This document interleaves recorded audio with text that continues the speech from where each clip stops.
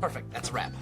Hello, my darlings, and welcome to my December wrap-up, the final wrap-up for 2025. Let's just get straight into it. So I like to give a few stats in the beginning, and then I do one sentence reviews for all of the books I read, and I finish it off with my TBR for January. So let's go. In December, I read 28 books, which was 5,928 pages. So it's approximately 192 pages per day. My average rating for the month was 3.11, which is a bit low. The top 3 genres I read were horror, fantasy romance, and classics. This month I had 1 5-star read. I mostly read backlist with 11 new releases. 10 were physical books, 11 were ebooks, and 7 were audio.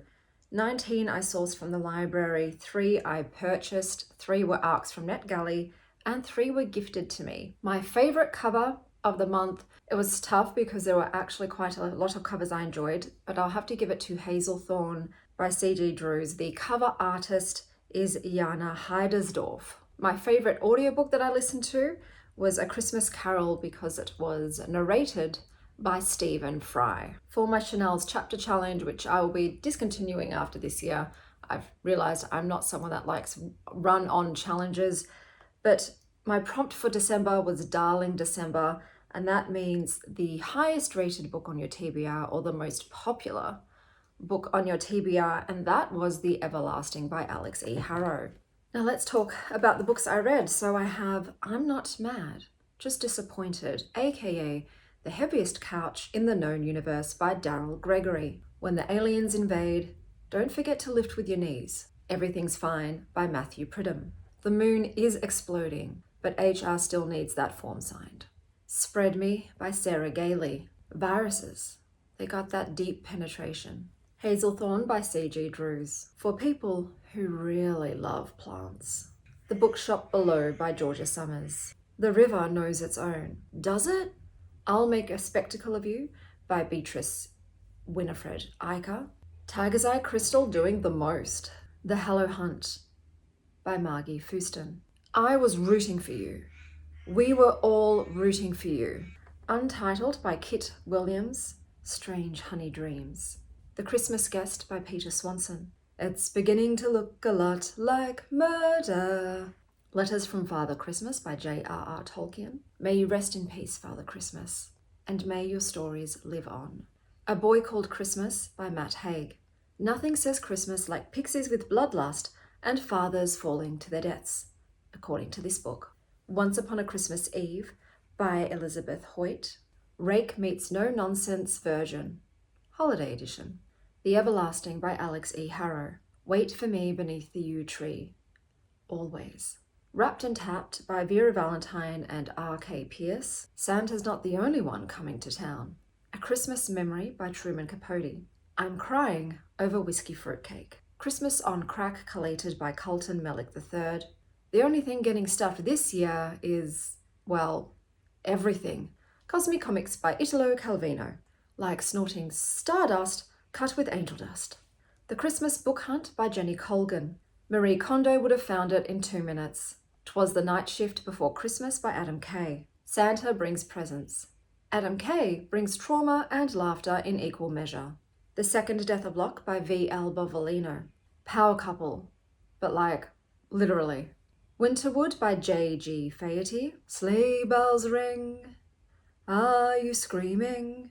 Exiles by Mason Coyle.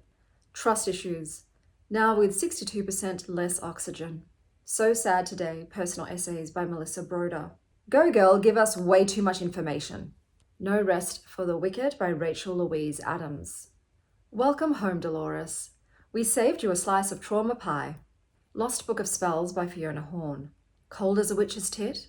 There's a spell for that. A Guest in the House by E.M. Carroll. Can someone please explain the ending of this to me, please? Thank you. Good Spirits by B.K. Morrison. He came to haunt her, but she's the one giving him life. Those were all of the books I read. Now let's go on to my TBR. So I would like to read Slayers of Old by Jim C. Hines. When ancient evil rises in Salem, 3 retired chosen ones trade bingo night for battle one last time, proving that heroism and sarcasm only improve with age. Then we have The Fox and the Devil by Kirsten White.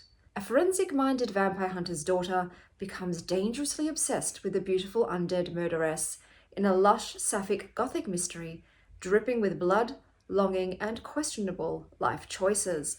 I now shuffle my tarot cards to get some prompts, and then I return to you with books that fit those prompts. So I got the Star card, and the prompt for the Star card is read a graphic novel. So I would really love to read Lilith by Corinne Howe. Did I say that weirdly? Lilith by Corinne Howe. A banished demon model discovers love, humanity, and great skincare in a sapphic rom-com with bite. The next card I pulled was the Ace of Swords, and the prompt for this one is read a non-fiction. So for that, I've selected The New Age of Sexism by Laura Bates, an urgent feminist alarm bell that proves the future isn't female, unless we debug it ourselves. And then the final card I pulled was the Page of Cups, and the prompt for this is read a pink book. So I chose Itch by Gemma Amor. A grief-riddled woman unravels in a haunted forest where the line between guilt and infestation disappears. So those were all of the books I read this month. Comment down below a book that you read this month, either that you enjoyed, you thought was mid, you hated, doesn't matter. Or if you don't know what to comment down below, give me a Christmas present emoji, since this year is now wrapped up. And that's everything, guys. Until next time, stay wild, Star Child. That's a wrap, everybody.